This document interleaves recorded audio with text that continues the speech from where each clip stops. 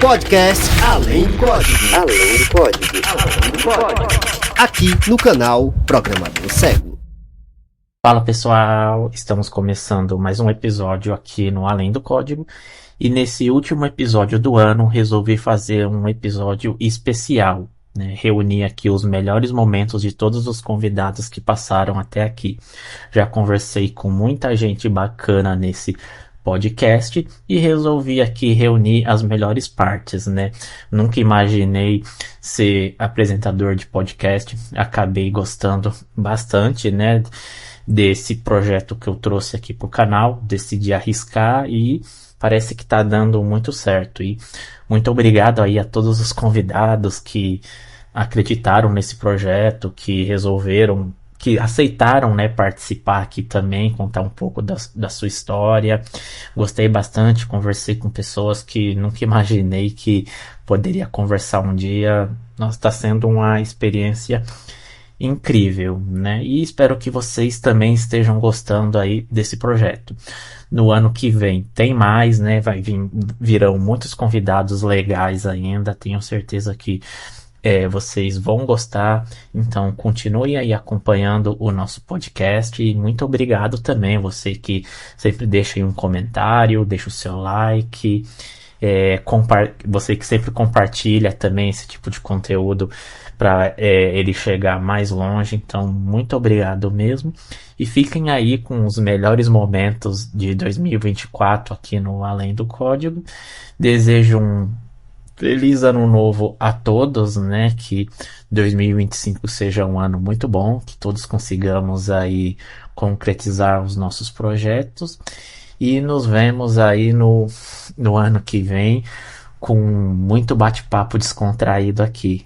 Então, gente, até o ano que vem e curtam aí os melhores momentos de 2024 do Além do Código. Eu acho que tudo é providência de Deus, né?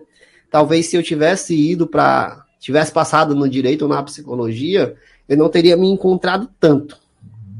Entendeu? Porque a programação é algo que realmente contagia. Você tá ali colocando a mão no código. Nossa, a emoção que o meu filho teve quando eu fiz o meu primeiro jogo de adivinha o número em Java, que ele tava rodando no console, jogando no console aqui.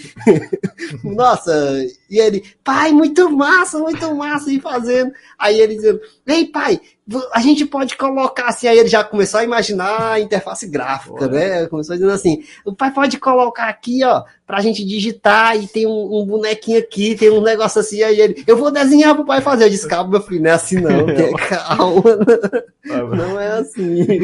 Ó, quem sabe ele também não toma gosto e não vai pra área. Não, ele já disse que quer ser desenvolvedor, ele já falou. Opa, bom que já vai ter uma ótima referência em casa.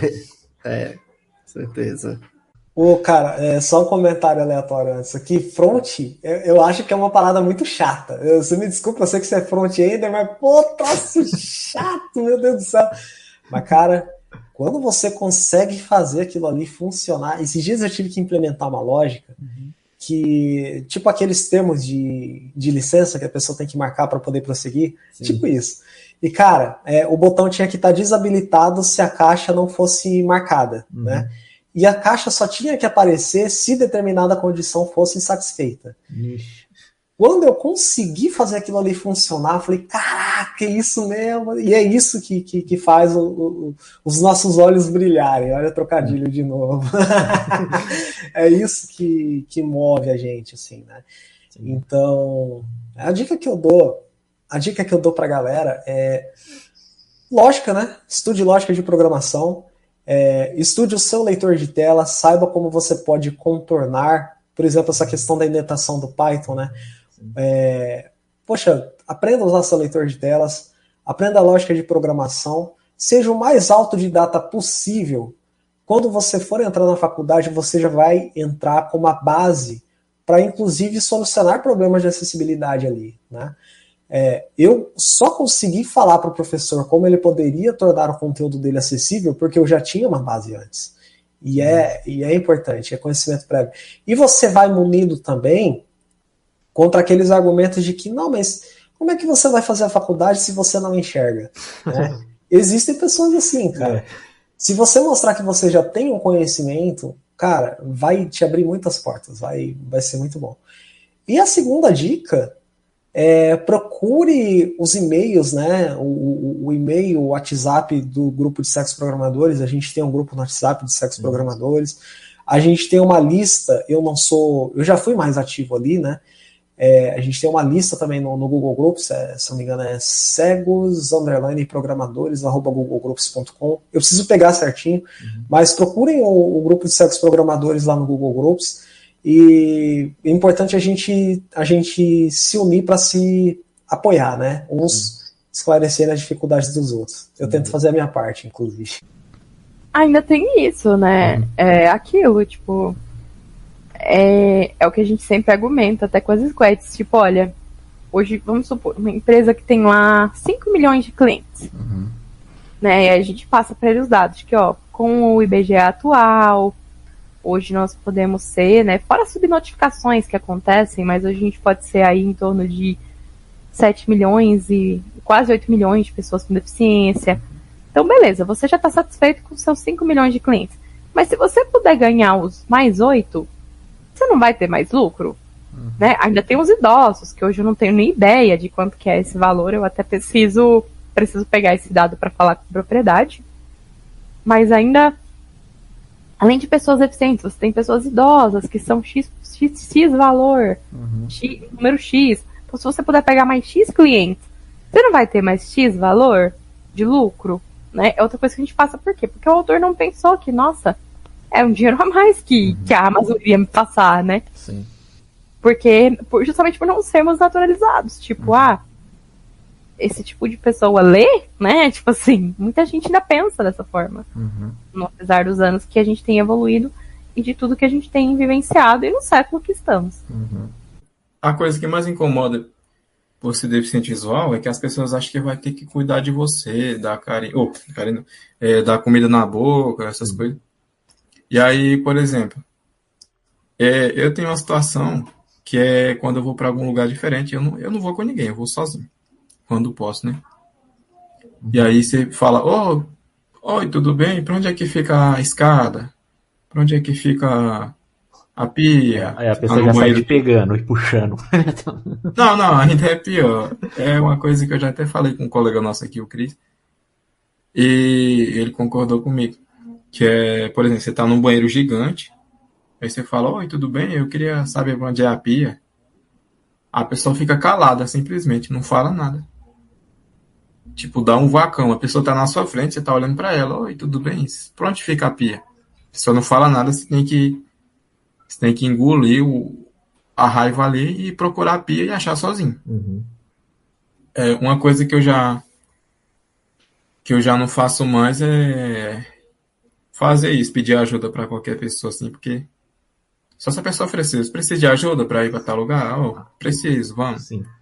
Vai ser o cego mal educado também que fica despedindo. Não preciso de ninguém, não. Assim. Mas uma coisa que me deixa muita raiva é essa daí em top 10. Sim. E, tipo, às vezes a gente pede uma adaptação, a pessoa faz todo esse escarcéu com uma coisa que não é nenhum fim de mundo. Ela não vai ter que mudar um monte de coisa, como você falou. É só fazer uma cópia do slide, tirar o slide da resposta e te dar. Pronto. Não vai... Não é como se ele tivesse que refazer todo o material para adaptar para você. Exatamente. Não. Tratada como uma princesa. Eu não sei como ele acha que princesas são tratadas. Tipo, não usa bengala aqui na escola, não. Você vai machucar as outras pessoas. Não sei. Toma aqui essa vassoura atravessada na porta do banheiro quando você for sair, pra você cair e ficar uma semana sem ir pra escola, porque machucou o dedo. Sim, não, legal. Uma princesa assim, não sei de que reino. Uma princesa dessa mas pra eles isso é tratamento de princesa. Cara, só pra comentar esse negócio da escola, sabia que quando meu pai ia lá na escola, as meninas, eles faziam realmente essas coisas, tá? De deixar a vassoura e deixar as coisas. Quando meu pai chegava, era um alvoroço pra arrumar, porque eles deixavam a porta aberta pela metade, meu pai já tinha falado várias vezes que não era pra deixar. Inclusive, em casa, hoje, eu percebo que eu coloco a mão na frente toda vez pra entrar, Bem coisa de cego mesmo, assim, sabe? Colocar a mão na frente do rosto com a mão espalmada. Pra não bater na porta. Mas é porque eu fiquei com muito trauma disso na escola. E eles faziam, e era um alvoroço mesmo, assim, pra arrumar tudo.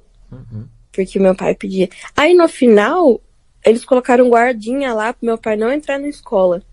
Meu pai dava muito trabalho, meu pai brigava bastante com eles, né? Eu entendo meu pai por não ter me tirado de lá, meus pais, né? Por não ter me tirado de lá, porque eles queriam que eu tivesse os meus direitos garantidos, né? Mas era uma coisa, assim. Aí não. Ó, não usa bengala que você vai machucar as outras crianças. Deixa as outras crianças machucar você. Exatamente. Era bem bizarro. E uma outra questão, às vezes uma pessoa te interroga e você responde com uma maneira ríspida. Você não sabe às vezes quem é aquela pessoa. E aquela pessoa pode ser uma pessoa que é pai de um amigo seu. Então assim, né, a gente tem que ter muito cuidado, a gente tem que, na verdade, conviver bem, explicar nossas necessidades, o porquê que nós utilizamos das tecnologias que a gente faz uso, porque essas pessoas com certeza vão contar aos outros. Isso é um fato. E já aconteceu comigo. Um dia eu estava passando pela rua e eu esbarrei em uma escada. A pessoa foi subir em um segundo andar de um prédio.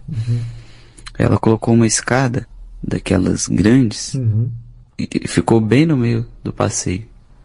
E esse dia a bengala não pegou.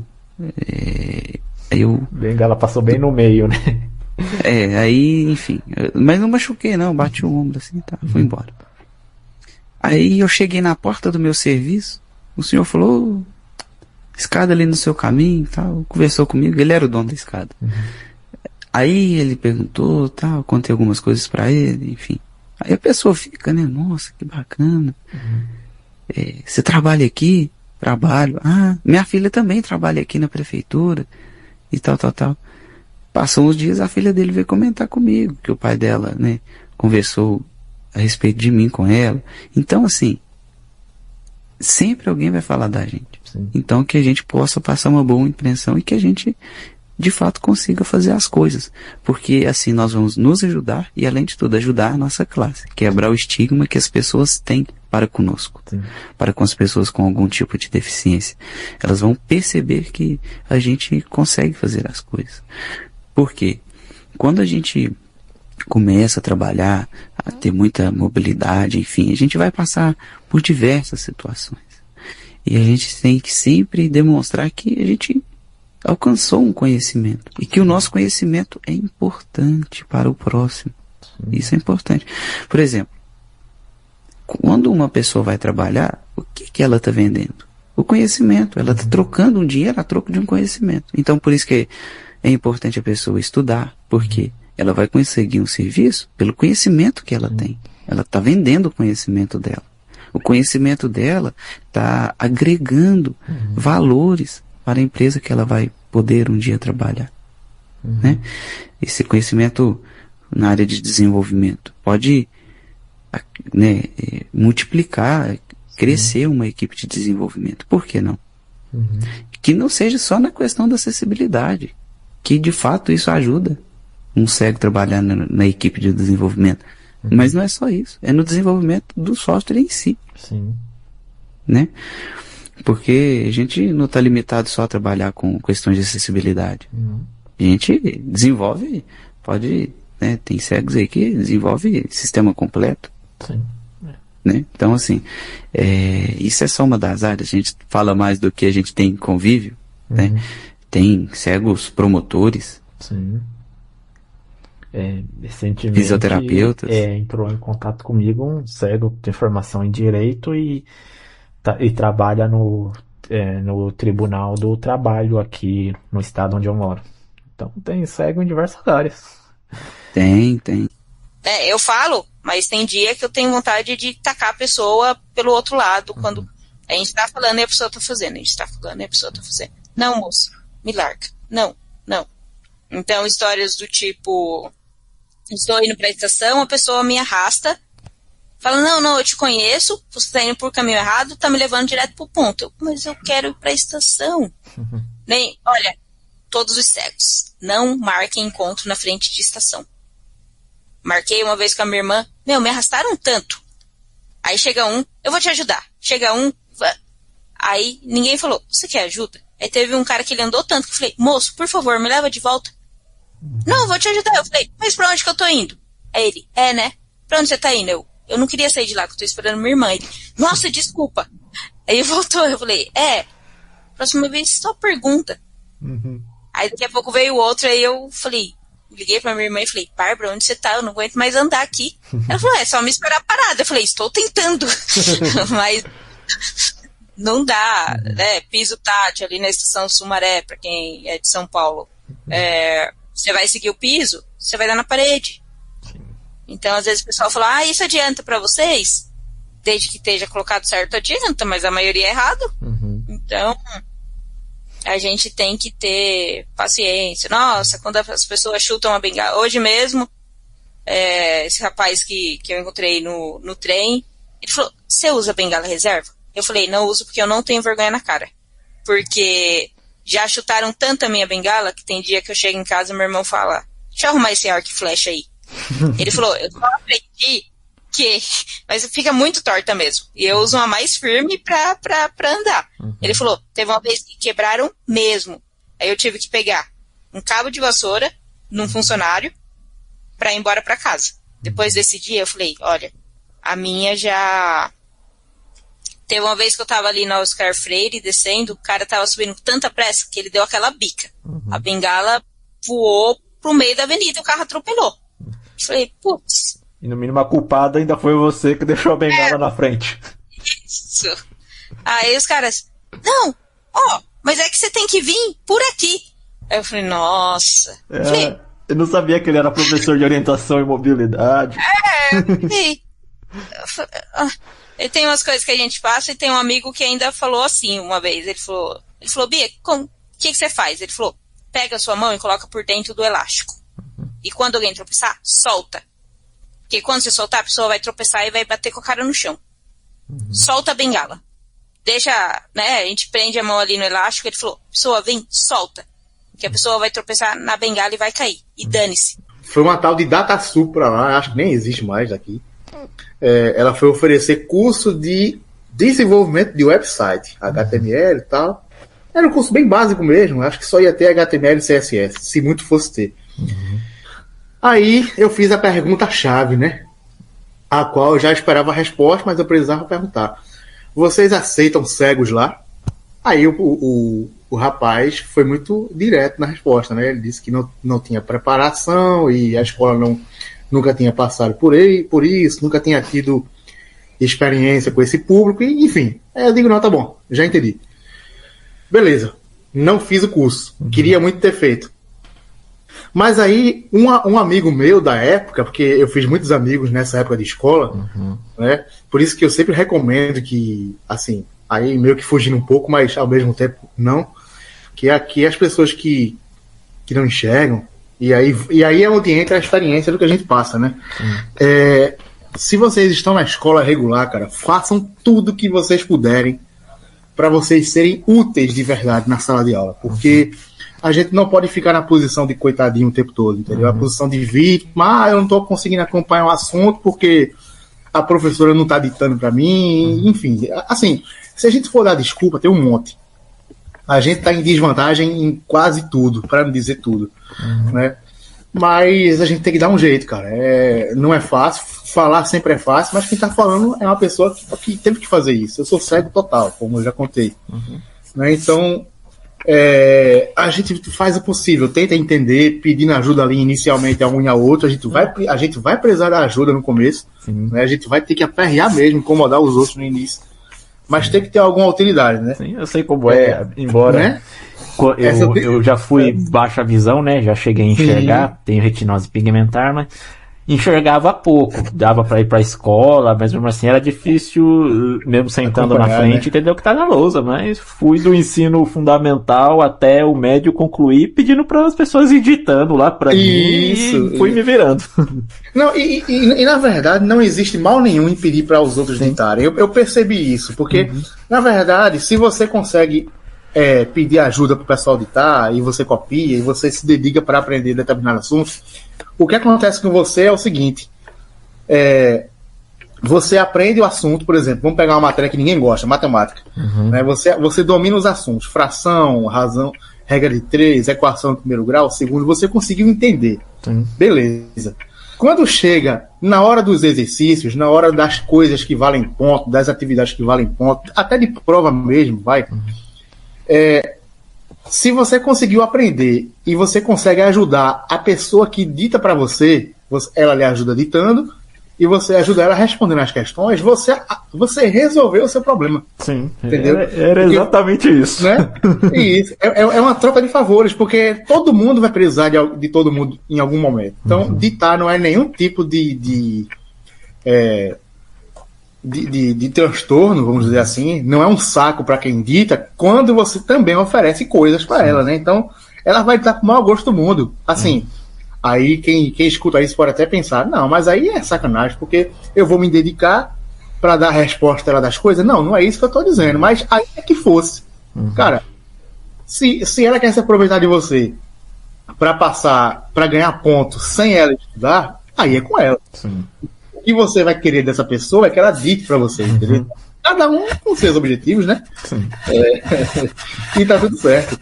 Eu lembro que o primeiro dia que eu descobri o Be My Eyes, eu saí tirando foto de tudo. Da vila, da casa dos vizinhos, do céu. Menina, eu tirei tanta foto que teve uma das fotos que eu tirei foto do teto e ele falou que tinha uma aranha no teto. E eu entrei em pânico. E eu fiquei, mano, eu parei um pouco, porque eu fiquei assim, não, tem coisa que é melhor não ver mesmo, porque a gente não sofre tanto. Mas o Be My Eyes, essas tecnologias, né, de reconhecimento de imagem, me ajudam muito na faculdade, muito. Porque, por exemplo, hoje eu tenho autonomia de chegar para um colega e falar: ei, você fez a anotação da aula? Ele dizer sim e me mandar a foto do caderno dele. E eu passo na IA e aí pronto, já tem isso. Isso inclui a gente de um jeito, né, absurdo. Hoje o Be My Eyes me ajuda até naquela área assim da informática que é super de boa pra gente, os CAPTCHAs. Claro! Quando adoro os caracteres da imagem. Legal! Mas aí o Be My Eyes já consegue me ajudar nisso. Quando não é um recaptcha do Google, que é só marcar a caixinha, mas não. Tem gente que ainda usa isso. Digite os caracteres da imagem. Você já reparou que é pra provar que não é um robô e a gente usa um robô pra provar que não é um robô? Pois é. Pense nisso, aí. Reflexão. Você bugou, então. O que impede, então, da pessoa conseguir criar um bot... Um robô! Um bot que use algum API de uma inteligência artificial para conseguir responder os captchas? Nada impede. Eu não sou um robô, mas é um robô que tá fazendo. Eu não tinha parado pra pensar nisso. Isso vai ficar na minha mente agora a noite toda. Prova que você não é um robô e você usa um robô. Essas coisas só acontecem com cego. A gente tem toda uma coisa singular na vivência da gente. É incrível. Então, no reglete, a gente marca ponto por ponto. Então, se a letra, por exemplo, a letra V, eu vou marcar o ponto 1, depois eu vou marcar o ponto 2, depois eu vou marcar o ponto 3, depois eu vou marcar o ponto 6. Um por um. A máquina não. A máquina Braille, ela é composta por 6 teclas, que correspondem aos 6 pontos, um espaço, uma tecla de retrocesso e outra tecla para pular a linha. Então, se eu for escrever a mesma letra V, que são os pontos 1, 2, 3 e 6, eu vou pressionar as 4 teclas de uma única vez. E o relevo, ele sai do mesmo lado da leitura. Então, eu não preciso virar o papel para eu ler. Então, eu posso ler no mesmo momento que eu estou produzindo Braille. É uma escrita mecânica, ela é mais rápida, com certeza. Mas a máquina Braille, infelizmente, ainda é um produto caro, né? A gente tem produtos muito mais custosos, como impressoras Braille, linhas Braille, que são produtos tecnológicos, mas a máquina Braille ainda é um produto caro, então não é um instrumento que todo mundo tem, infelizmente. As escolas que têm salas de recurso multifuncionais para atender estudantes com deficiência visual têm, mas não são também todas as escolas que possuem salas de recurso, o que é uma pena. A máquina, ela ajuda muito o estudante a ter velocidade, agilidade na escrita, e conseguir se desenvolver e desempenhar satisfatoriamente ali na sala regular. Enquanto o reglete, ele é um instrumento mais barato, mas é um instrumento mais demorado e mais custoso. Eu conheço pessoas com deficiência visual que têm uma destreza muito grande com a escrita no reglete, né, que escrevem assim muito rápido mesmo. Mas depende de muito treino, né, e depende de muito exercício. E eu vou voltar no exercício muscular, no exercício físico, né, porque o aprender Braille, usar outras tecnologias, requer também um exercício físico diferenciado, né? É diferente de você pegar a caneta e sair escrevendo. Você precisa exercer uma força determinada, você precisa trabalhar com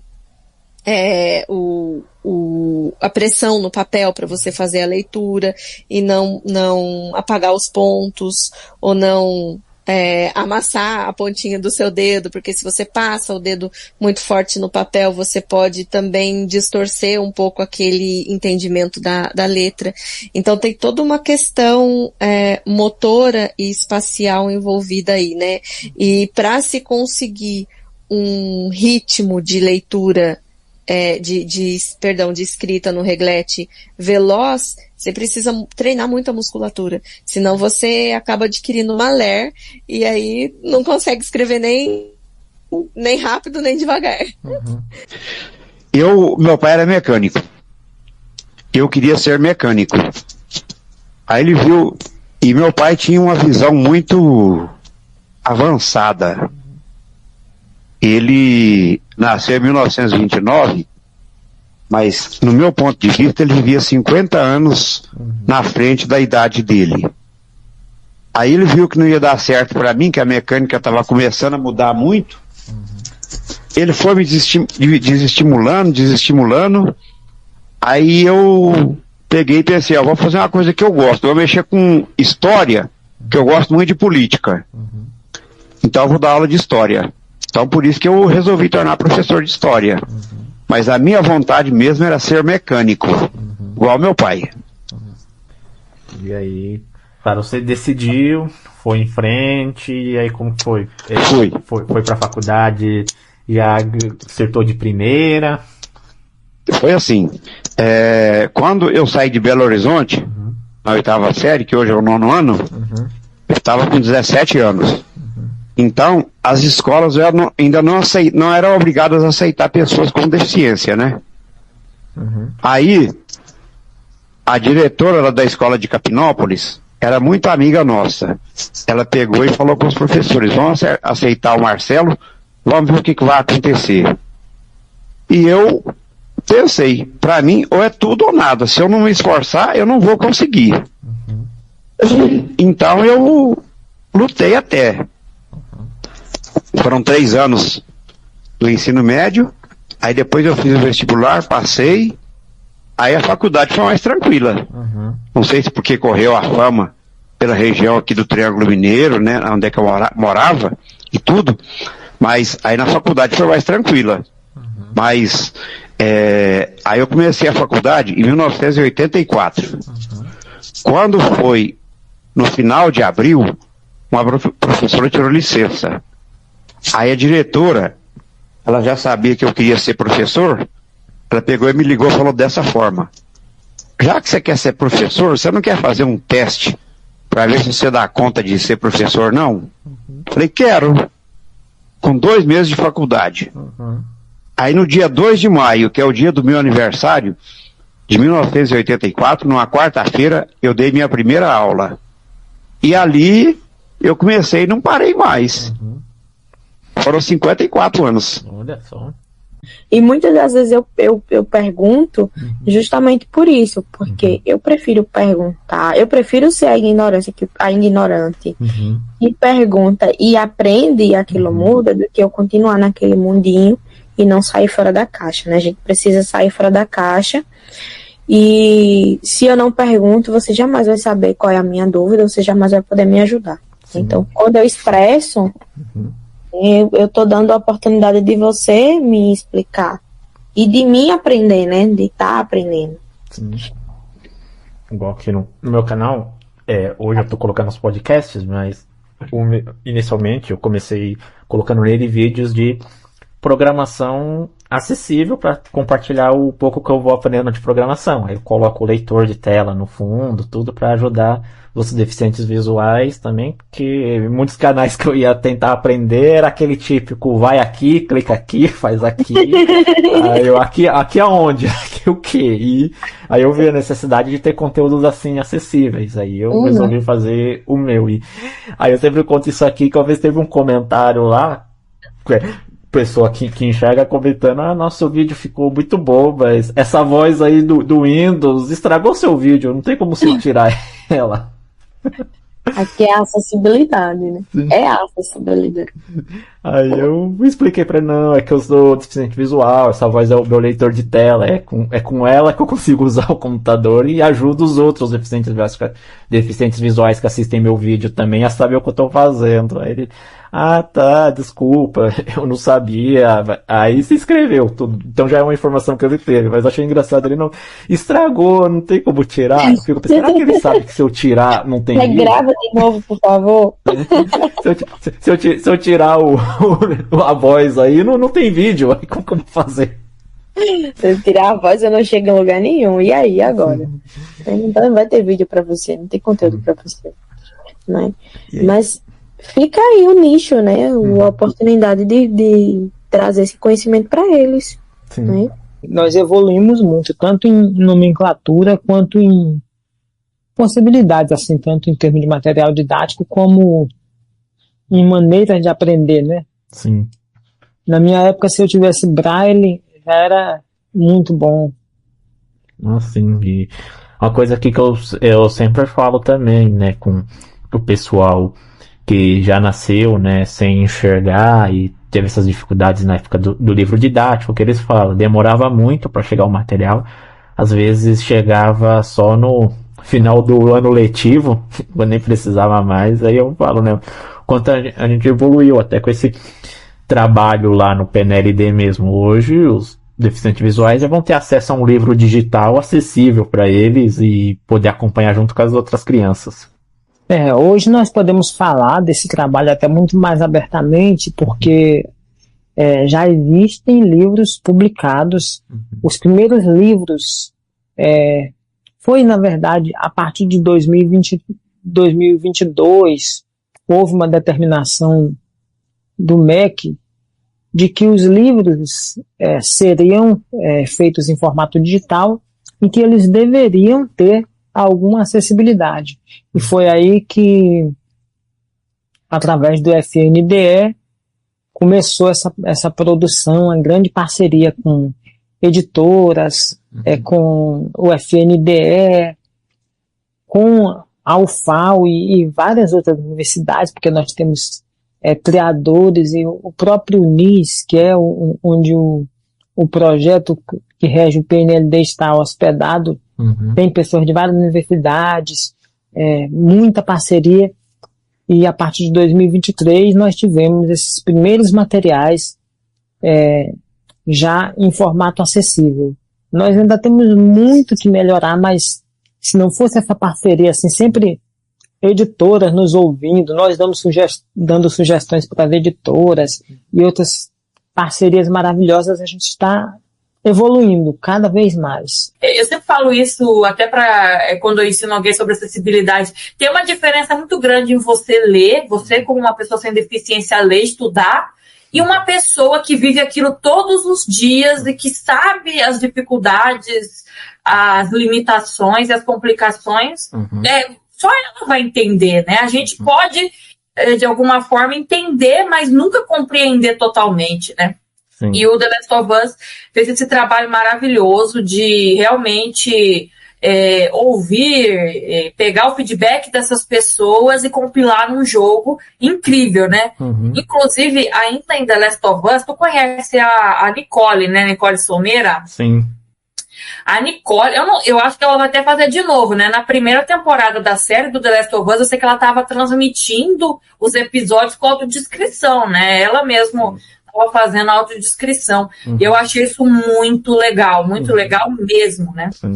E seria tão legal se, por exemplo, esses grandes streamings, se tivessem essa preocupação em trazer acessibilidade de audiodescrição em filmes, em séries, em desenhos animados, né? Porque realmente não é uma preocupação, porque muitas vezes as empresas, não só de filmes, né, de streaming, como de jogo, também não enxerga as pessoas com deficiência como stakeholders que vão trazer dinheiro, né? Sim.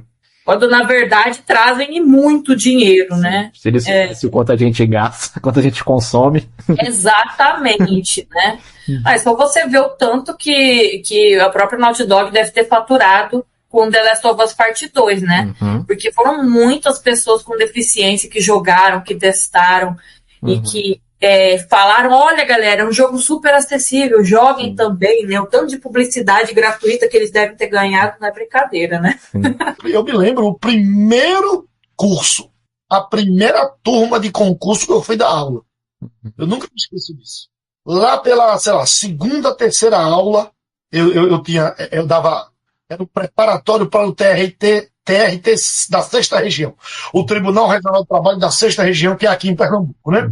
Naquela época, eu era um professor limitado aqui à região metropolitana do Recife. Eu tinha começado a minha carreira, né? Em 2017. Foi quando eu me descobri professor. E aí, eu estava dando aula de administração financeira orçamentária, que é a minha disciplina de origem.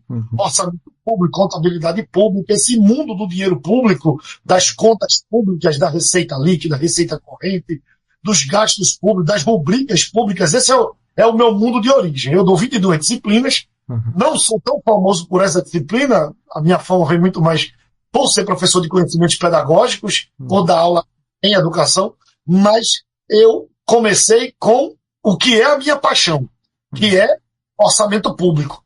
E aí eu estava dando aula desta disciplina para o TRT6, e lá pela segunda, terceira aula eu escutei alguém chorando, né? Turmas de presenciais de concurso público não são turmas pequenas, né?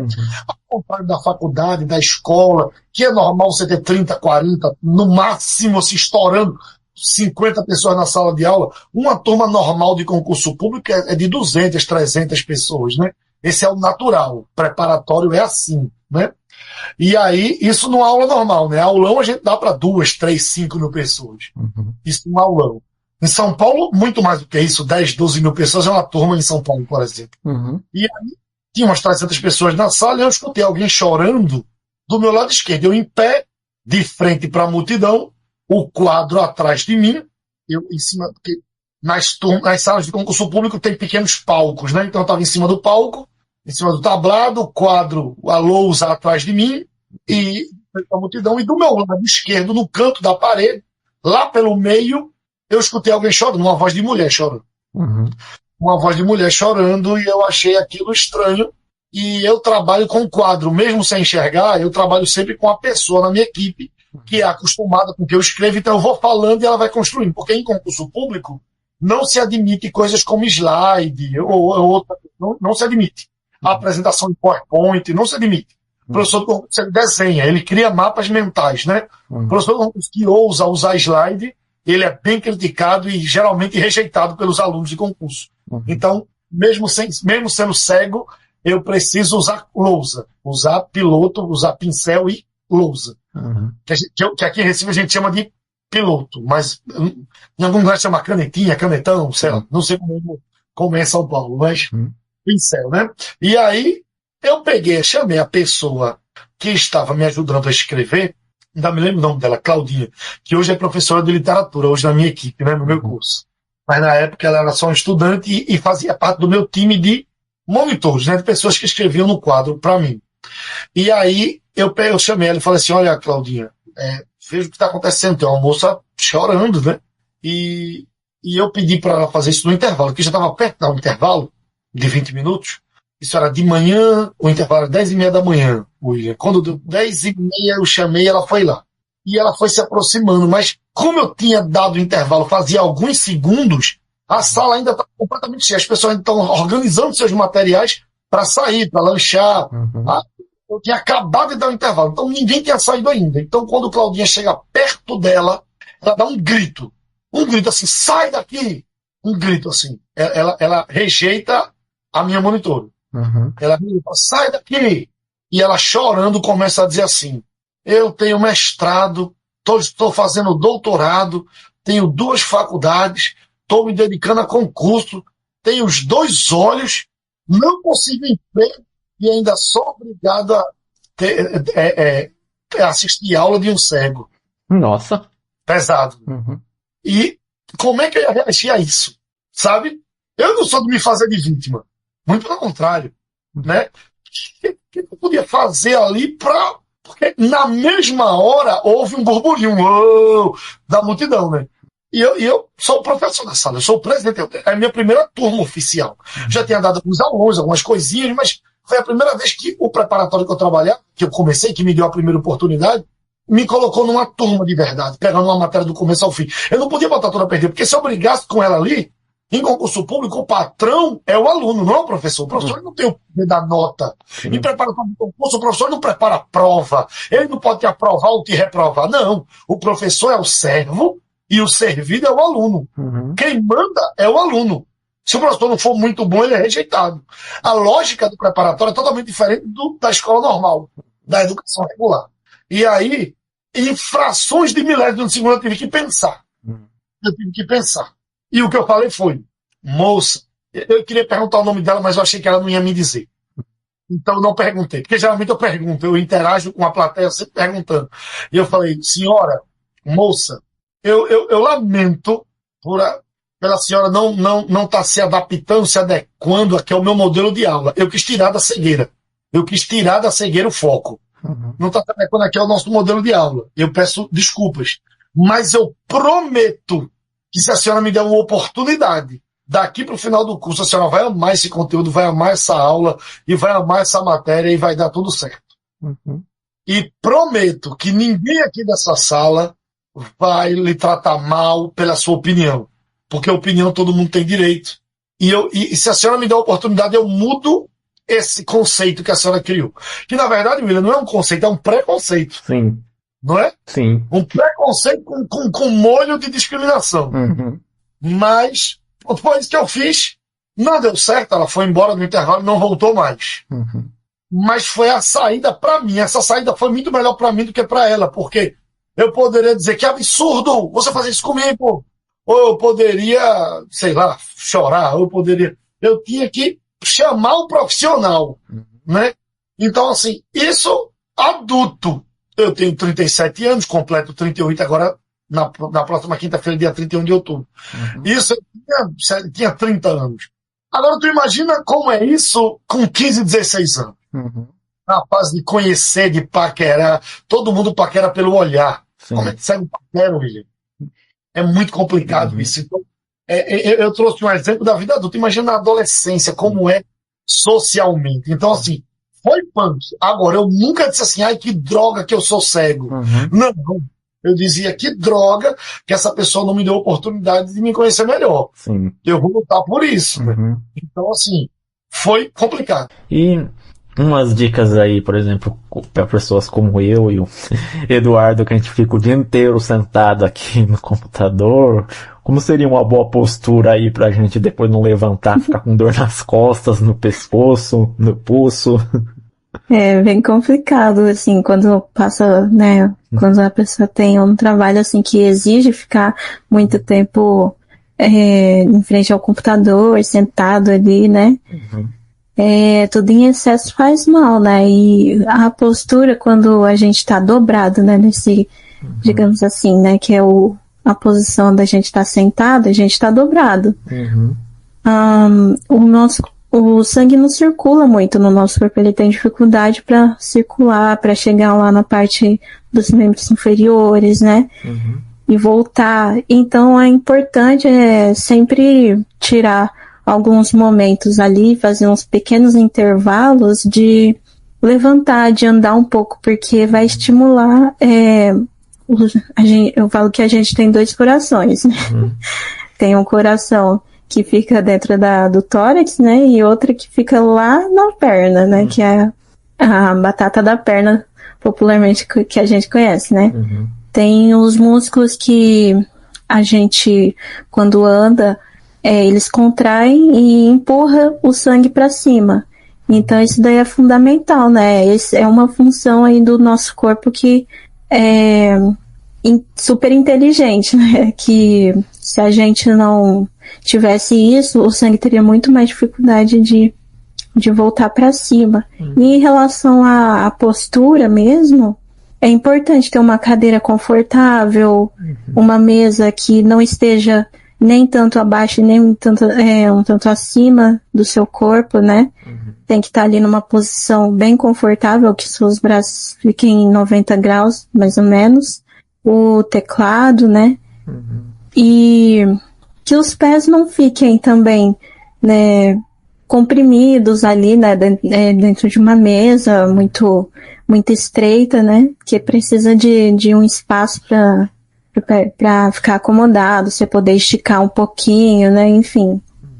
São essas as dicas básicas, assim, né, a gente precisa ter cuidado mesmo com a nossa postura, senão com o tempo a gente fica muito tenso, né, quando tá muito tempo numa postura assim, digitando, e aí com o tempo vai gerando um estresse muito grande, vai ficando crônico aquilo, né, enfim.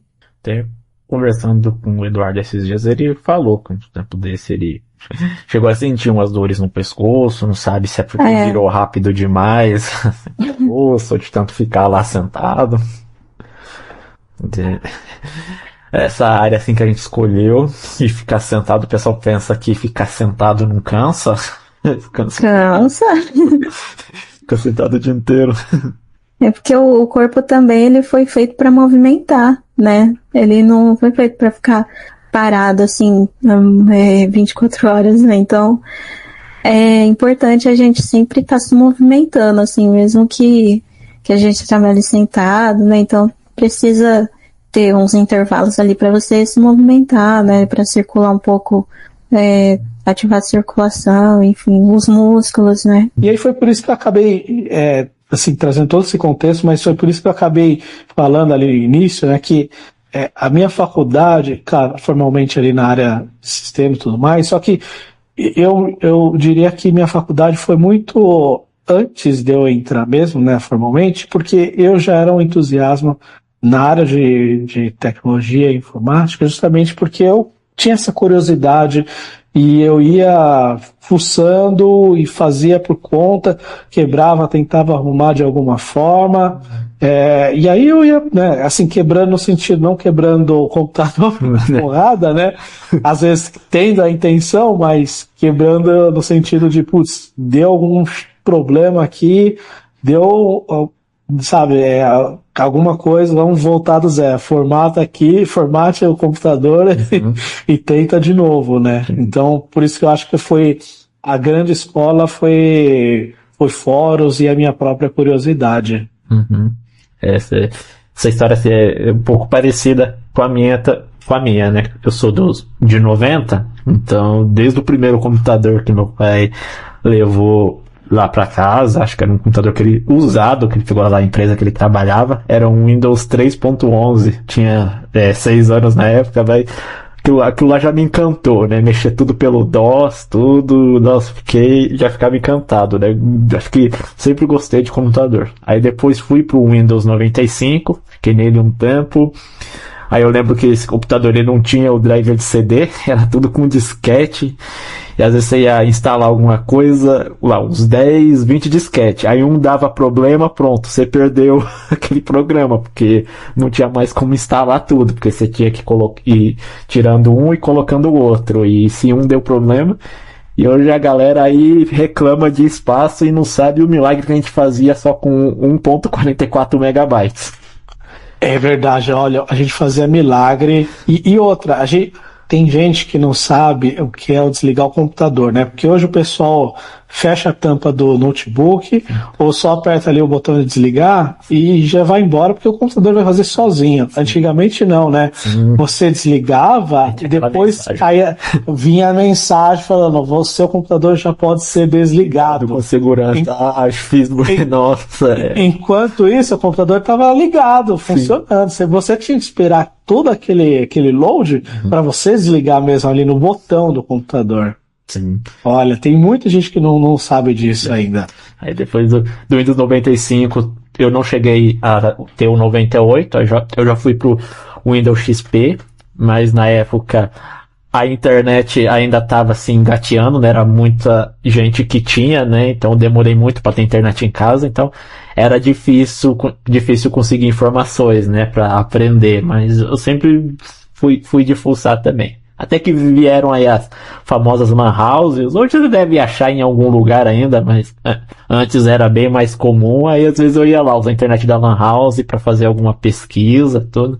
Até que passou a ter internet em casa, aí ficou muito mais fácil aprender, fuçar, né? Na época eu ainda enxergava, então dava para ler os conteúdos em texto, ver conteúdos em vídeo mesmo.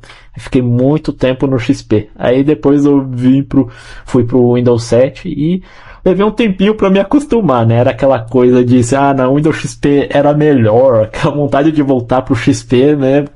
Eu critiquei o Windows 7 por muito tempo até me acostumar com ele. Aí depois fui pro 10, pro 11, mas como você falou, o Windows XP sempre dá aquela saudade assim, parece que ele é insuperável.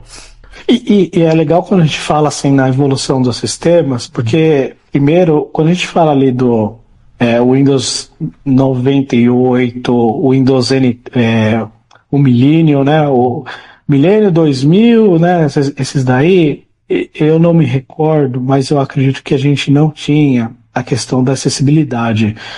Eu acredito que pelo menos o que eu me recordo, o primeiro sistema que eu acabei utilizando a acessibilidade acabou sendo o Windows XP, onde eu usava lá a lupa. A lupa, ela fazia aquela âncora ali, né, na parte inferior ou na superior, você que manipulava ali onde que você queria colocar a âncora da lupa, né.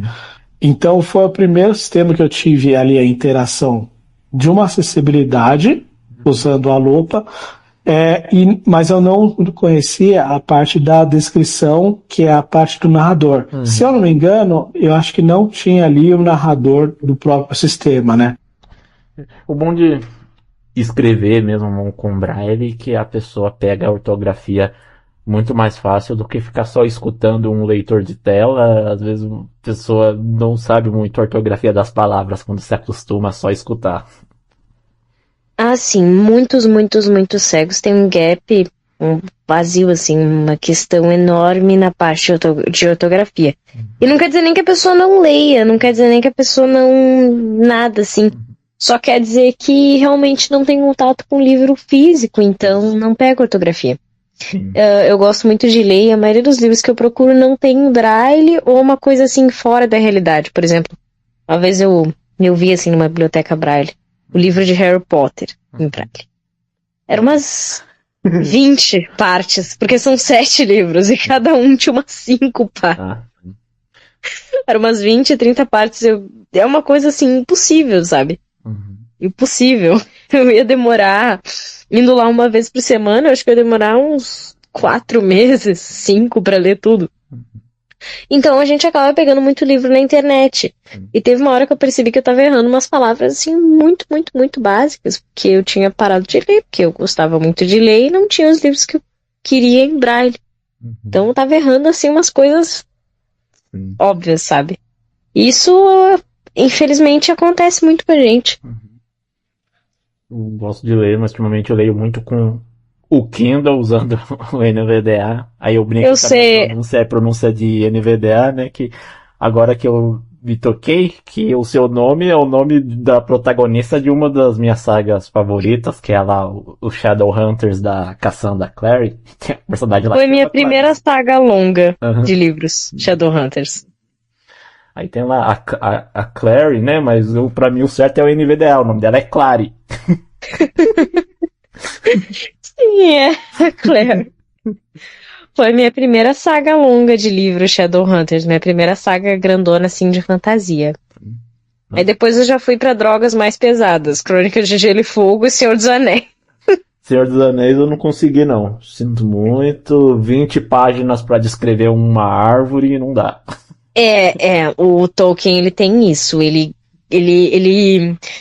eu acredito, eu tenho uma teoria particular de que ele investiu muito na criação de mundo, ele criou umas 329 línguas próprias, um mapa super complexo, uma história com linha do tempo, com religião, e agora ele quer aproveitar, né? Então vai ter descrição da árvore, sim. Eu até brinco aqui, eu acho que os filmes, assim, fez bastante sucesso, porque os cenógrafos não tiveram muito problema, era só pegar as descrições que estava tudo no livro e reproduzir. Sim, é verdade, isso foi. E tanto que dá pra ver que os cenários são muito parecidos com as descrições do livro, os cenários são muito bem feitos. Uhum. Já tinha tudo completinho. Bom, aí eu fiquei um tempo na Yaman e como eu já estava gostando, já tinha também essa vivência com testes funcionais, testes de automação, olha, tem como eu ir para um outro projeto? E aí o pessoal falou que infelizmente não tinha como, porque a única equipe que ofertava oportunidade para PCD era a área de acessibilidade. E eu fiquei um pouco frustrado, porque eu gosto de acessibilidade, eu luto, né, por um mundo mais inclusivo, mas eu acho que eu, Maurício, eu posso dar muito mais, eu posso ir para outras oportunidades. Tanto é que eu converso muito com o pessoal que faz cursos na área de acessibilidade e eu falo para eles que estudem outras coisas, não fiquem apenas na área de acessibilidade. Primeiro porque hoje, 2024, a gente está passando por, na verdade desde o ano passado, mas pelo que eu estou percebendo, esse ano a gente está passando por demissões em massa. E a recolocação, além de já ser muito difícil para a gente, ela tá ainda mais difícil e a tendência é que melhore só a partir da metade do ano que vem, pelo que eu estava lendo algumas coisas essa semana. E não é só os PCDs que estão sendo demitidos, pessoas sem deficiência também estão sendo demitidas. E eu estava até pensando em uma coisa, que eu também conversei com o pessoal. Quando essas pessoas voltarem para o mercado de trabalho, ou quando tiver ofertas de mercado, quem que serão chamadas primeiro? Não seremos nós. Então a gente vai ter muito mais dificuldade de conseguir. E aí a gente teve, na época da pandemia, muitas contratações, uma crescente muito grande para a área de acessibilidade. E ela decaiu muito, principalmente em consultorias. Então a gente está com muita dificuldade na área de acessibilidade em contratação. E aí eu falo muito para o pessoal, olha, estudem porque é importante, mas não se apeguem, tentem, sei lá, gostar de uma linguagem de programação, tentem, sei lá, uma área de suporte, uma área de qualidade sem ser de acessibilidade, porque é mais difícil de você conseguir. São bem escassas as oportunidades. O que eu acho mais engraçado é quando a pessoa não se convence da resposta, por exemplo. Uma vez eu tava no ônibus de viagem Aí a mulher assim, como você mexe no celular? Eu expliquei, que tem o leitor de tela, que ele lê praticamente as mesmas coisas que vocês lê e tal, não sei o que. Expliquei. Aí acho que ela ficou uma meia hora raciocinando e não se convenceu. Aí ela falou assim pra mim, mais umas 2 ou 3 vezes, a mesma pergunta. Aí chegou na última vez, eu me irritei, eu falei, moça, eu mexo no celular com o dedo. Pronto. Porque não dava, a pessoa não se convencia, por mais bonita que eu desse a resposta. Eu já gravei aqui também com outra pessoa que teve algo semelhante, aqui gente falando, mas o seu celular é todo especial para você adaptar dele. Não, eu no celular que o seu. Mas o seu fala. Sim, mas o aplicativo que tem aqui é o do Google, mesmo que tem no seu. Não tem. Ela tem sim. Não tem. Tá bom, não tem. Cadê? Né?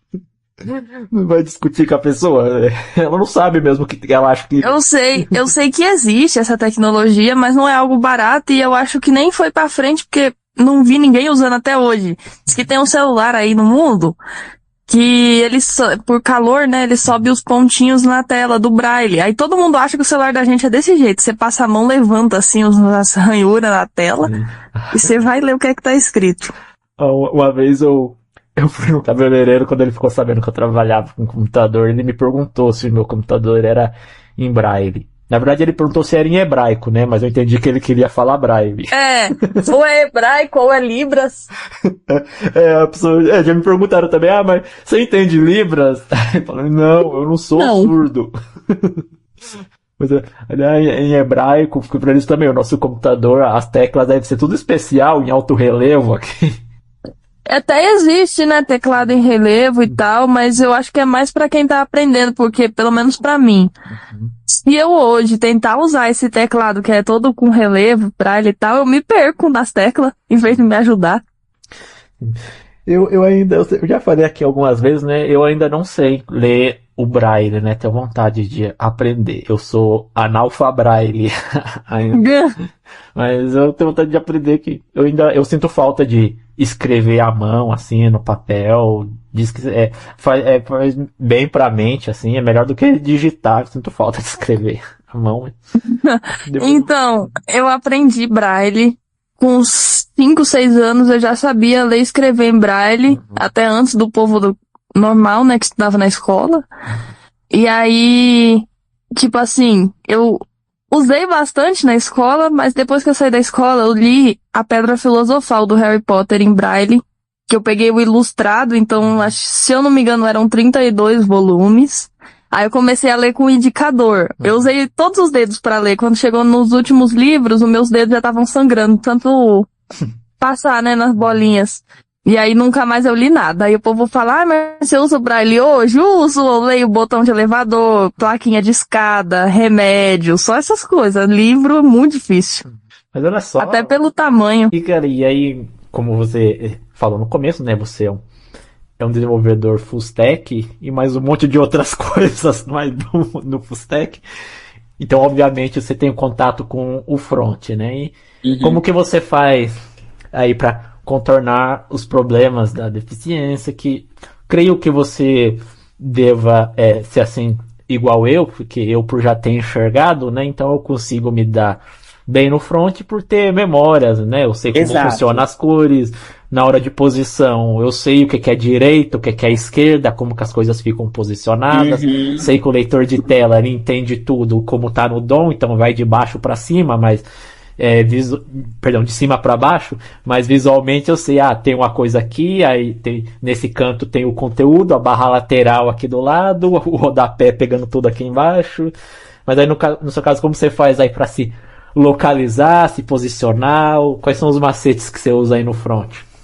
Primeiramente, eu acho que vale um recorte, porque eu levei algumas broncas de algumas pessoas cegas, e aí a gente tem que falar de contexto, porque algumas pessoas cegas já vieram declaradamente falar pra mim que a carreira de um desenvolvedor cego front-end ela é inviável, ela é improdutiva, e já recebi pedradas e marteladas, e você trouxe algo muito importante na vida de qualquer pessoa, não só cega, que é contexto.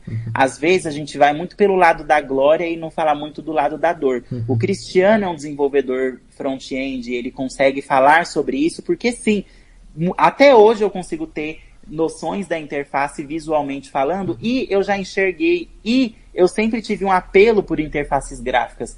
Como já falei aqui, todo esse rodeio não foi por acaso. Quando você fez essa pergunta, eu já estava meio que esperando, mas se caso não fosse feito, eu já ia puxar.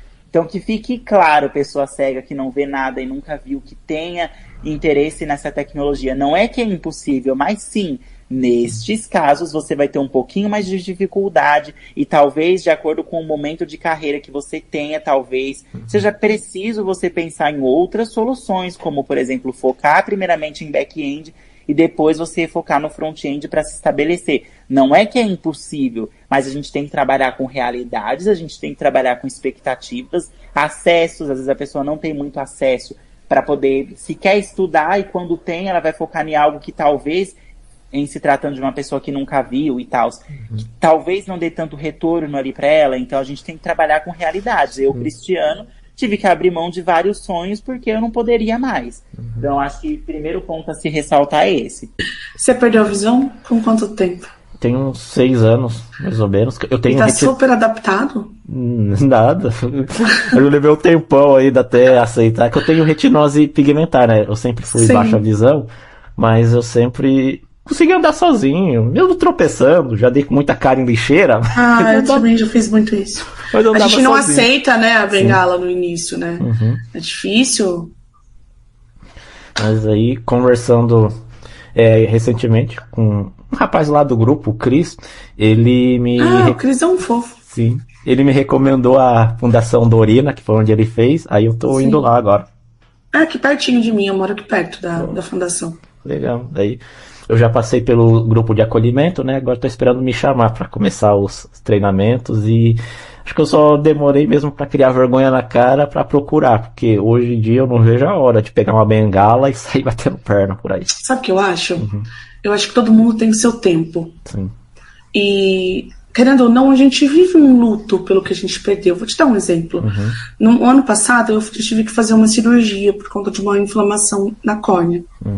E dessa cirurgia, eu perdi todo o restinho da visão que eu tinha, porque eu enxergava cor, enxergava o sol, a lua, eu não enxergava formas. Né? Então, tipo assim, eu não conseguia materializar o rosto de alguém, mas eu conseguia ver as cores, então eu podia escolher a cor da minha roupa, eu conseguia ver a cor dos pelos da minha cachorra, que eu amo, tipo, olhar um dourado, assim, aquilo eu gostava muito. Eu conseguia ver a cor do cabelo dos cabelos do meu filho, essas coisas todas. E aí eu perdi esse resto da visão, e eu sinto que eu fiquei mais insegura com algumas coisas depois disso. Por mais que essa visão tenha sido mínima, aquilo ainda me ajudava. Eu conseguia enxergar a cor da parede de onde eu estava. Então eu vivi um certo luto por isso. E vivi um outro luto lá atrás, por ter que me adaptar a usar bengala. Então, assim, eu acho que não é protelar, eu acho que é o nosso corpo tentando se readaptar à nova realidade, sabe?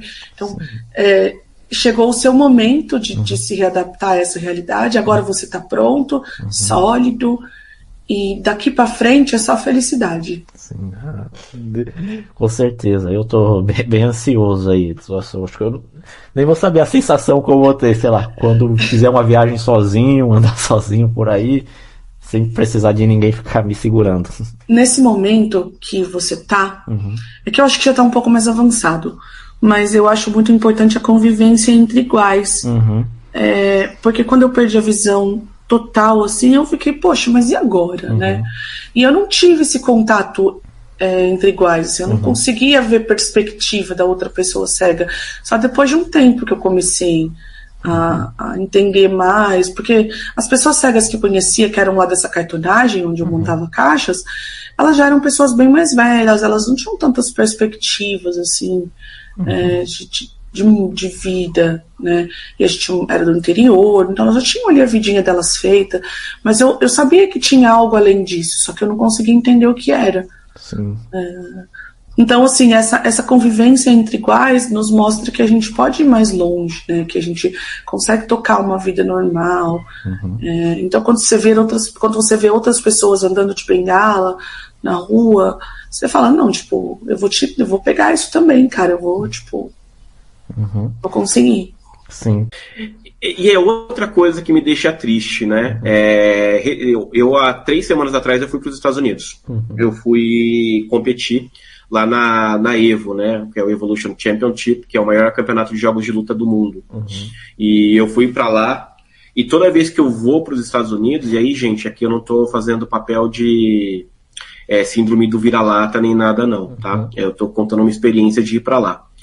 Tem algumas diferenças muito claras entre a cultura brasileira e a cultura americana em relação à pessoa com deficiência. Lá, eles têm diferente de nós, eles não são assistencialistas, então, o que eu quero dizer com isso? Não é que eles não vão te ajudar, mas eles só vão te ajudar se você pedir ajuda. Então, você está andando na rua, eles não vão te parar e perguntar: pra onde você quer ir? Você sabe pra onde você quer ir? Você quer que eu te leve no colo em algum lugar? Né? Eles não vão fazer isso. Se você estiver andando, eles vão te deixar andando. Agora, se você falar, né, com licença, eu preciso de ajuda, como é que eu chego em tal lugar? Também já é diferente da gente. Né? Aqui, uma vez eu lembro que eu estava indo na direção do metrô Ana Rosa, e eu era baixa visão ainda, hein? Eu nem era cego. Eu era baixa visão. E eu perguntei, o metrô Ana Rosa é nessa direção? Eu perguntei isso, o metrô Ana Rosa é nessa direção? A pessoa me pegou pelo braço e foi me puxando para me levar até o metrô. Né? Então, assim, e eu nem era cego. Imagina, né, fazendo essa pergunta, eu era cego, a pessoa ia me pegar no colo. Né? Mas lá, assim, a primeira coisa que eles fazem é te dar as instruções. Então, como é que eu chego em tal lugar? Eles vão falar, você vai em frente, mais ou menos tantos metros, você vira à direita. Né? Então, eles são nesse sentido. Mas aconteceu uma experiência comigo lá que eu achei muito incrível, e foi a minha quebra de expectativa e onde me fez refletir muito o quanto também a nossa cultura ela é assistencialista, porque a gente deixa muitas coisas acontecerem, né? Normalmente aqui no Brasil, quando eu vou para um hotel e eu tô sozinho, eu chego na recepção e a pessoa fala, quando você quiser sair do quarto, aperta o 9 que vai chamar aqui na recepção e a gente manda alguém para te buscar. E aí a gente fica mal acostumado. A gente não quer aprender a andar dentro do hotel. A gente aperta o 9 e tem alguém que vai levar a gente, seja lá para onde for. Seja para o restaurante, seja para a piscina, seja para onde for. Né? Lá no hotel, eu fui fazer essa pergunta na recepção. E aí a menina falou, olha, ela foi falar com o gerente dela, falou, olha, infelizmente a gente não tem esse serviço aqui no hotel. E não tem como a gente te disponibilizar, né, uma pessoa para ficar te acompanhando aqui dentro. Ela falou, o que eu consegui aqui com o meu gestor é te ensinar o caminho que eu precisava de ajuda para ir para saber, né, qual era a melhor forma de eu ir pro evento, né? E até descobri mais uma das criações lá do Elon Musk lá, que foi a The Boring Company, onde ele fez vários túneis em Vegas que ligam hotéis e centros de convenção. Então, um percurso de 30 minutos leva 5. Nossa.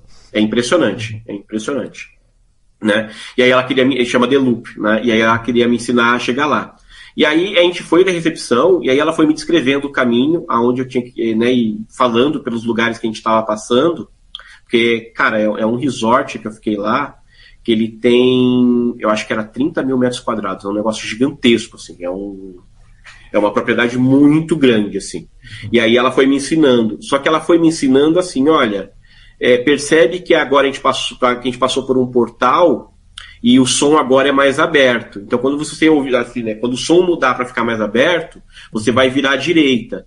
Aí ela, olha, agora aqui você vê que o som fechou de novo, a gente vai virar à esquerda. Ela falou assim, agora pega sua bengala, bate na parede. Olha, tem essas colunas aqui que elas são diferentes. Então você vai encontrar 4 colunas e você vai achar o elevador.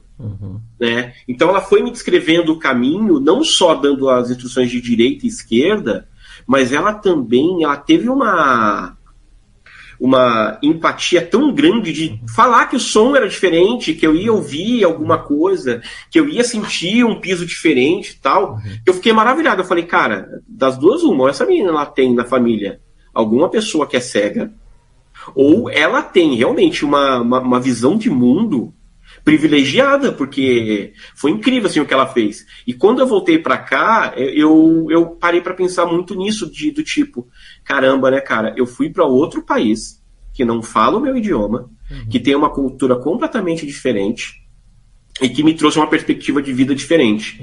E aqui a gente reclama às vezes que, sei lá, não veio alguém na porta de um restaurante buscar gente, que não, né, ou, não, eu não vou para tal lugar porque eu vou chegar lá e talvez não tenha alguém para me dar assistência, né, e quantas experiências a gente deixa de viver por causa disso, e o quanto a gente cria essa necessidade nossa mesma de ter alguém para fazer isso, sendo que o correto seria, cara, eu tenho que chegar na frente de um evento e entrar.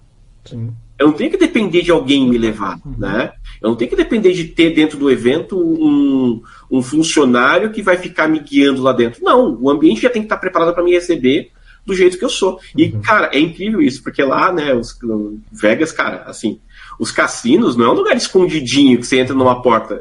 Eu passava por dentro do cassino para ir pro negócio. E, cara, tava lá as mesas de pôquer no meio do caminho e ninguém foi lá tirar ou ficar, sai daqui, não sei o que, né? Vem pra cá. Não, cara, eu pude andar com toda a liberdade do mundo mesmo, assim. Então foi uma experiência muito legal que me enriqueceu bastante, assim, como pessoa com deficiência, que até então só tinha viajado para fora acompanhado de outros brasileiros, né? Sim. E aí no mestrado, sim, eu encontrei uma orientadora que era sensível, era acolhedora, ela sempre foi muito inclusiva, assim, ela ia comigo nas pesquisas, se eu tinha que fazer entrevista em São Paulo, ela me levava. Assim, ela realmente abraçou a ideia, né? Então eu estudei no mestrado 8 grupos de artistas com deficiência pelo Brasil inteiro, e aí várias deficiências, né? Então, e eu ia nos lugares, então eu fui para Niterói, eu fui várias vezes para São Paulo, porque vários grupos são de São Paulo, fui para Brasília, e tive uma enviada dos céus lá na Paraíba para fazer uma entrevista para mim, porque o dinheiro não dava para chegar na Paraíba, né? O dinheiro da bolsa e tudo mais não ia rolar. Então e aí ouvindo as histórias dessas pessoas, desses artistas com deficiência, e eu falei, cara, eu sou igual a essas pessoas. Nossa, que legal. E elas são artistas, olha só. E aí tem vários cenários, né?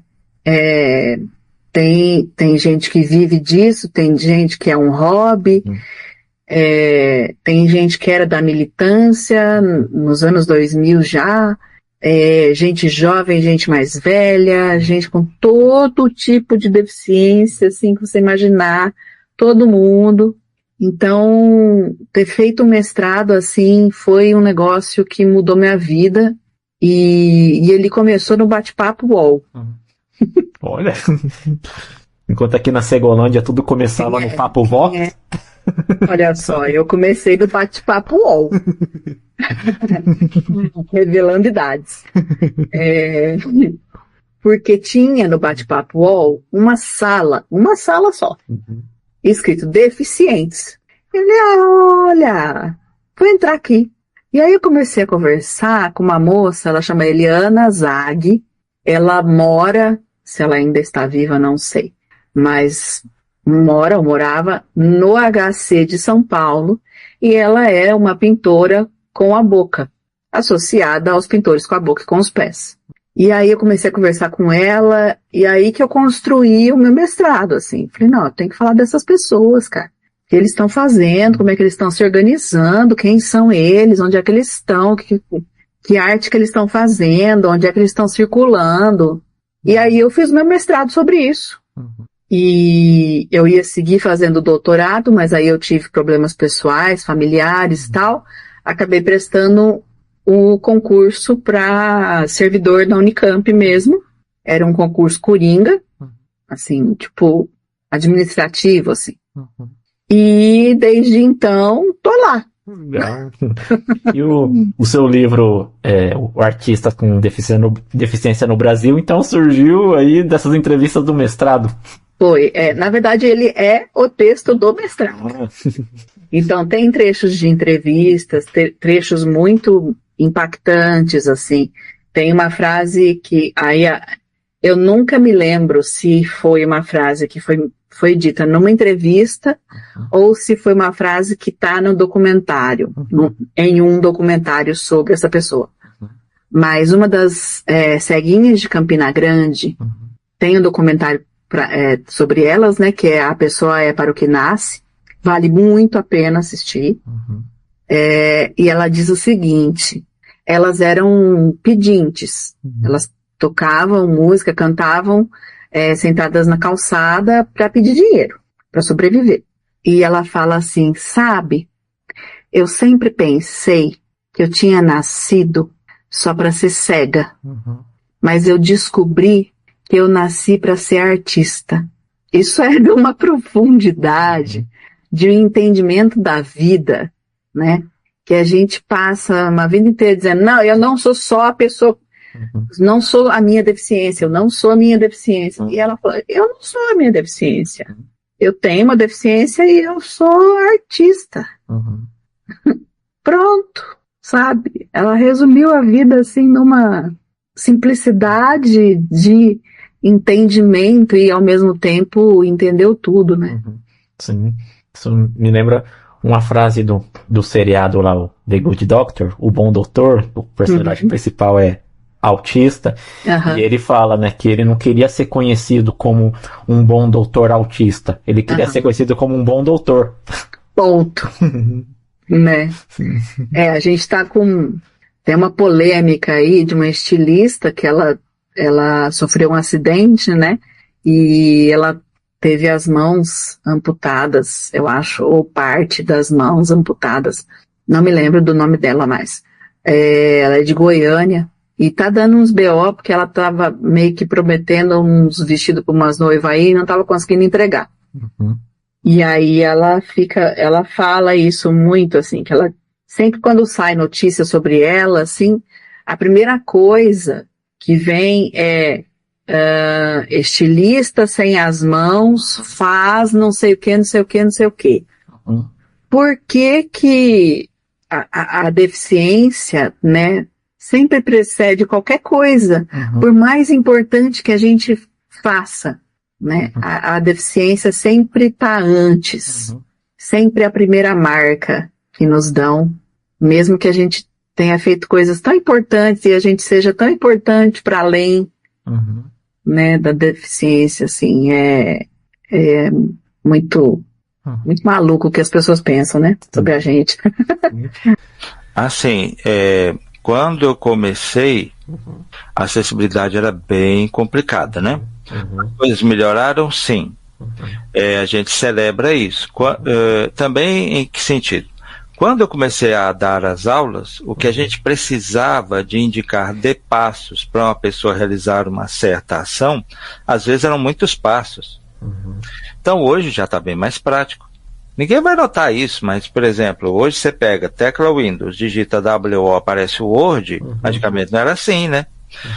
Não tinha nem a tecla Windows direito, então o negócio era mais trabalhoso, né? Então, nesse sentido, hoje, eu falo pro pessoal das antigas aí, que fala, não tenho visto mais, eu falo, volta a usar, hoje está mais fácil, está mais prático, você consegue fazer as coisas com menos teclas de atalho, sem precisar de tanta coisa.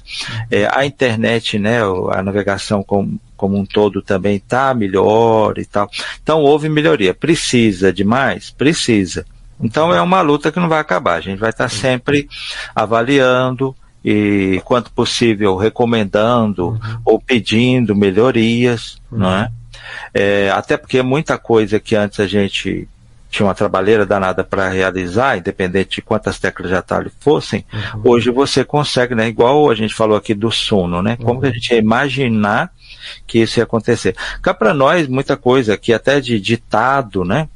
Você fazer pesquisa por voz, a gente não achava que ia chegar nisso, ou achava que ia falar e ele não ia entender.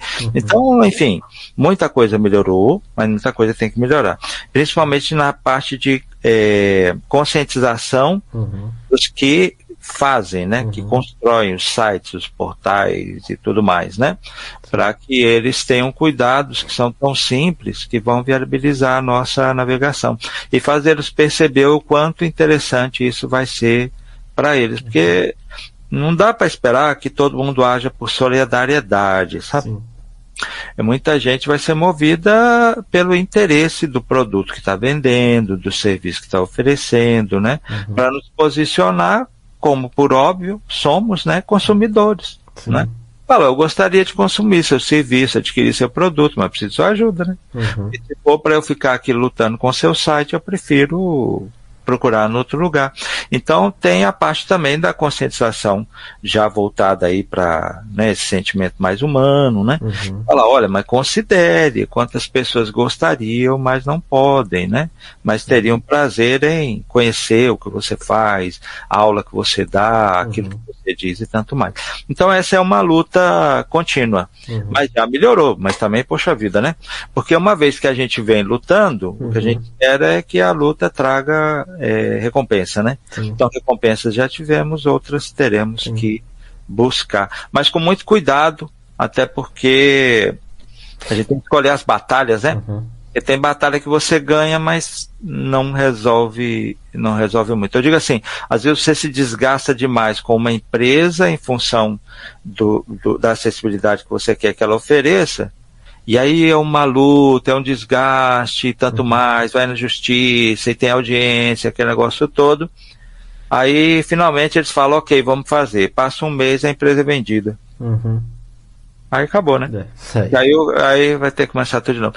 Então, assim, a gente tem que ver tudo com calma, mas toda a luta, todo o empenho é devido, apenas a gente tem que avaliar para não ter um desgaste muito grande nesse processo, porque se toda inacessibilidade nós vamos brigar, a gente vai passar o dia inteiro brigando, né? Porque tem para tudo quanto é lado, em alguma medida, né? Às vezes é pouco, às vezes é médio, às vezes é totalmente inacessível. E isso é um desafio para o iniciante, porque ele acha que é ele que está fazendo errado.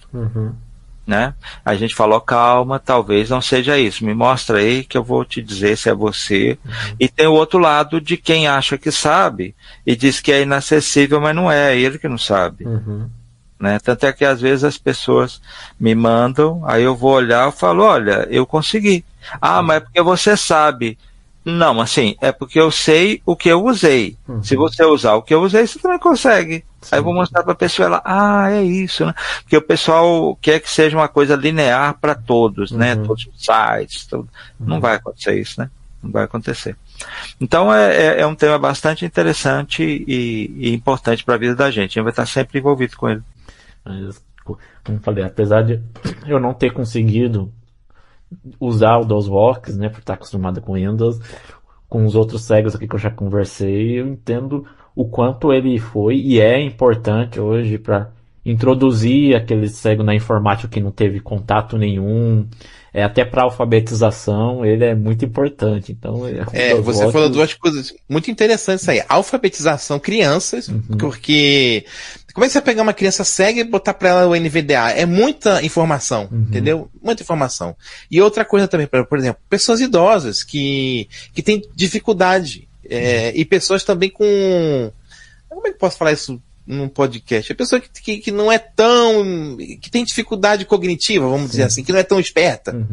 Tipo a minha mãe, por exemplo. A minha mãe, ela tem metade do ensino primário. Ela só estudou até a quinto ano hoje em dia, né? Ela só estudou até o quinto ano. Ela não fez nem a segunda, né? A segunda etapa do ensino fundamental. Então ela vai ter dificuldade com vários conceitos de leitor de telas e tal. Ela não vai conseguir usar. E o DOSVox ela consegue. Tudo bem, ela enxerga, ela não precisa, né? Mas o DOSVox ele tem essa coisa de falar mais com as pessoas que têm dificuldade, que são mais idosas, que ficaram cegas com idade por causa de diabetes. Cara, não adianta dar o NVDA ou qualquer outro, sei lá, Virtual Vision. A pessoa não vai conseguir usar, cara. Se a pessoa não é de informática, porque você já usava. Então você tinha uma vivência. Agora pega uma pessoa, por exemplo, um trocador de ônibus, que nunca mexeu no computador. Pô, tamo aqui, ó, tá aqui o Windows 11 com NVDA. Ele vai desistir, entendeu? Ele vai desistir, ele não vai conseguir usar. E o DOSVox é um começo. Eu não sou contra. Porque, por exemplo, eu vejo muita gente criticar, falar que o DOSVox é arcaico. Eu falei, gente, lápis é arcaico e o pessoal usa até hoje. Velocipede é arcaico e o pessoal usa até hoje. Andajá é arcaico e o pessoal usa até hoje. Você tem que saber. Por exemplo, o Andajá, andador, né? Lá no Rio chama de andador e em São Paulo usa de Andajá. A criança pequena usa para quê? Para fortalecer as pernas e conseguir andar mais rápido. Beleza. E quando ele ficar velho, o que ele usa? Um andador. O andador não é arcaico? Aí ele não vai usar porque existe agora o exoesqueleto do Nicoleles. Não é assim que funciona, entendeu? Então eu não critico o DOSBox, eu acho que ele tem seu espaço, mas eu acho que as pessoas jovens, com capacidade, devem sim começar de repente pelo NVDA e tal. Mas se tiver dificuldade, não é vergonha nenhuma utilizar o DOSBox, como eu utilizei até poucos anos para programar, dar aqueles comandos de bloco. Eu e o Glauco, a gente tinha uma combinação de fazer muita coisa doida, sabe? A gente tinha uns arquivos tipo para limpar código e formatar, indentar. Nossa, a gente usava muito programas assim, executáveis mesmo, de linha de comando, que dava tipo um PDF, que tem, hoje em dia os PDFs tem aquela coisa, né? O leitor de telas fala assim, gráfico com, não sei, sem descrição, por exemplo. Aí toda hora tem lá, gráfico sem descrição, gráfico sem descrição. No meio do texto, a gente criava um programa limpa, era até limpa, alguma coisa assim. E aí a gente passava esse arquivo limpa e ele tirava todas essas paradas, sabe? Lixo do texto. Porque na época a gente salvava muita página HTML, né? E aí vinha muita besteira. Index, ponto não sei o que lá, muita coisa entre colchetes. E a gente tirava isso tudo do programa. Facilitava muito a nossa vida de programador, sabe?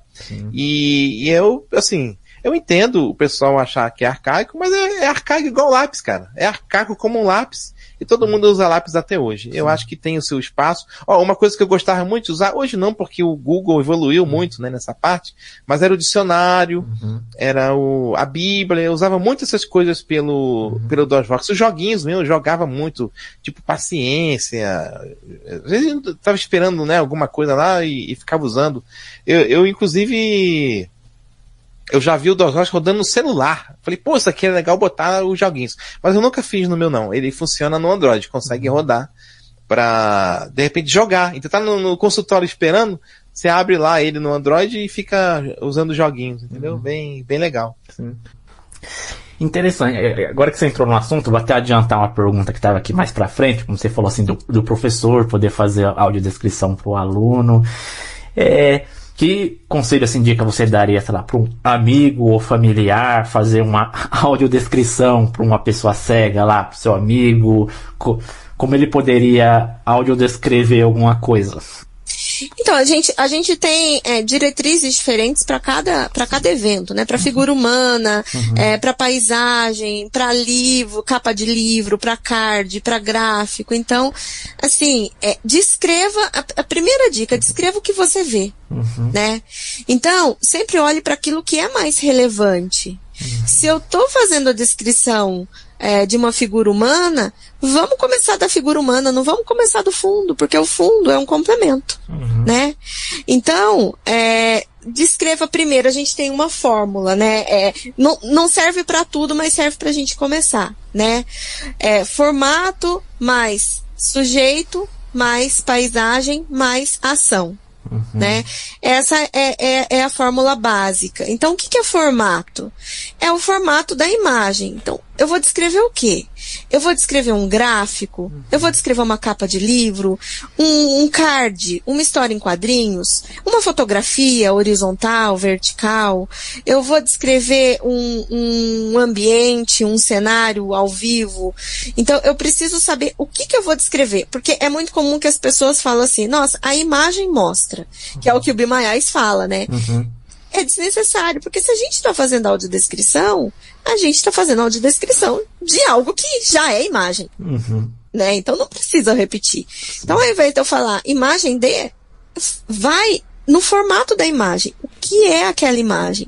Para a pessoa também se preparar para ouvir aquilo que vai ser audiodescrito para ela. Em segundo lugar, quando eu falo de sujeito, eu não falo do sujeito só como uma figura humana. O sujeito é como se fosse o sujeito da oração, né?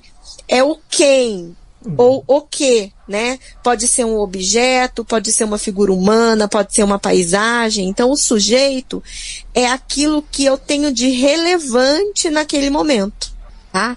O que pode ser relevante, por exemplo, quando eu estou descrevendo um mapa, tá? É relevante eu começar pelo oceano? Não. É relevante eu começar. É um mapa que mostra qual área do globo terrestre, né? É um mapa do Brasil, é um mapa da América do Sul, e aí eu vou destrinchando. Então eu sempre pego uma informação mais geral, né? É uma fotografia horizontal de 2 pessoas. Então é o que está geral.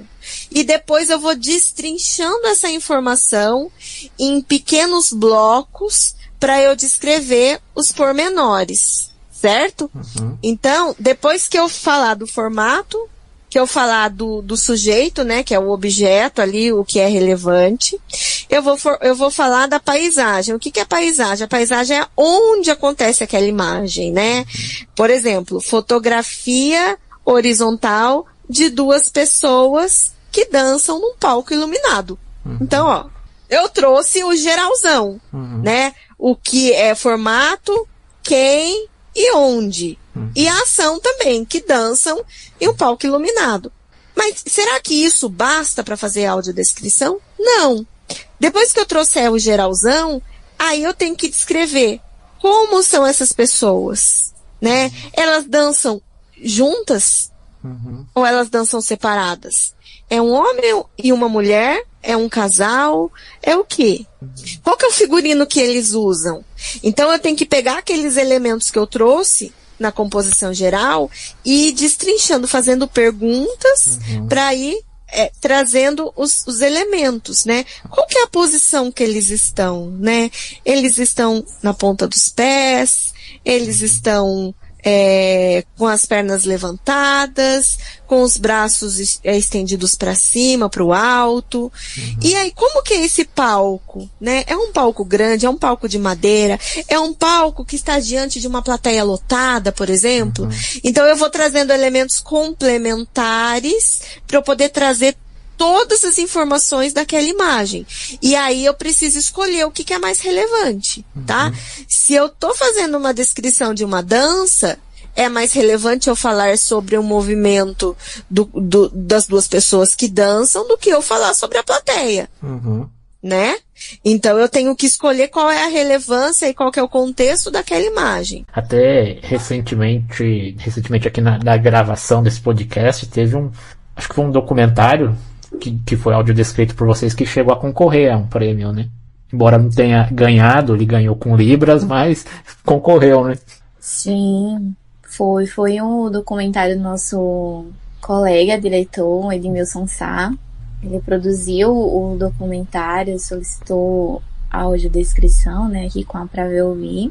O documentário foi nomeado como Barreiras, Histórias e Relatos de Pessoas com Deficiência Frente ao Capacitismo. E aí é um documentário, assim, muito emocionante, que é bem profundo. Foi um prazer imenso e foi, assim, difícil também conter as lágrimas da emoção para fazer a audiodescrição.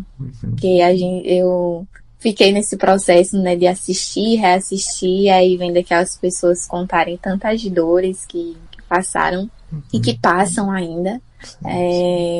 Foi bem profundo, mas com um trabalho lindo, né? Nós concorremos lá na Mostra Competitiva do Ver Ouvindo, em Recife. Não ganhamos, mas foi um prazer só de estar lá contemplando, né? Porque o filme foi exibido pela premiação, né? Com libras. E aí ele foi exibido com audiodescrição. Foi uma alegria imensa pra gente, assim, contemplar. Sim, embora vocês não tenham ganhado, mas a gente ganhou, porque vai poder assistir, né, o documentário com acessibilidade, vai ter audiodescrição, a gente vai conseguir entender o que está se passando lá na tela. Sim, perfeito. Exatamente, é uma conquista coletiva, né?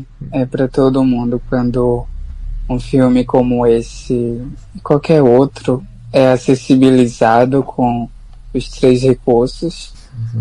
Legendas, libras, audiodescrição, principalmente. Todo mundo ganha com isso, né? Os diretores, os distribuidores, ou as salas comerciais, né? Quando vai para o cinema, os produtores quando fazem evento, porque se está acessível, todo mundo vai, né? Mas eu já participei de campeonatos com videntes. Eu já participei, já ganhei de uma galera, assim, e tal. Tipo, realmente, gente, eu jogo muito bem, não quero me gabar não, mas... eu acho mó legal, assim, eu sei que também é meio capacitista de mim, mas é que, da minha parte, assim, mas, cara, até pra mim às vezes é impressionante, porque eu tenho um amigo meu, que ele é da Argentina, a gente joga bastante junto, assim, o Mariano. E ele esquece que eu não enxergo quando a gente tá jogando, tá ligado? Aí tem hora que a gente tá jogando assim, conversando, né? E tal. Aí tem hora que assim, mano, tá muito acirrado, tá? Tipo, quem vai dar o último golpe? Aí ele começa, tipo, a gritar, assim, ele, não sei o que, eu fico, mano, cala a boca, eu preciso ouvir o bagulho. aí ele ficou, Marco, eu esqueço, você não enxerga, mano, não sei o que. Então, tipo, de novo, esse negócio, não é nada sobre ter vergonha de ser sério, nem nada. É sobre, tipo, ser natural, ser, entre aspas, normal. Que normal não existe, né? Mas ser como a maioria das pessoas sabe? Essa interação ser assim.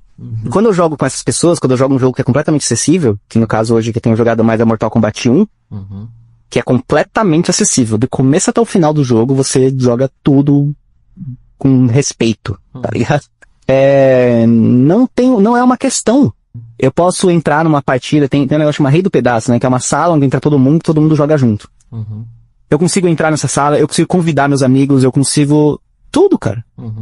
Eu não preciso anunciar, gente, eu tô chegando aqui, eu sou cego, tá? Então desculpa aí. Não, eu só entro, jogo, saio, pronto. Eu xingo os outros me xinga, tá tudo certo.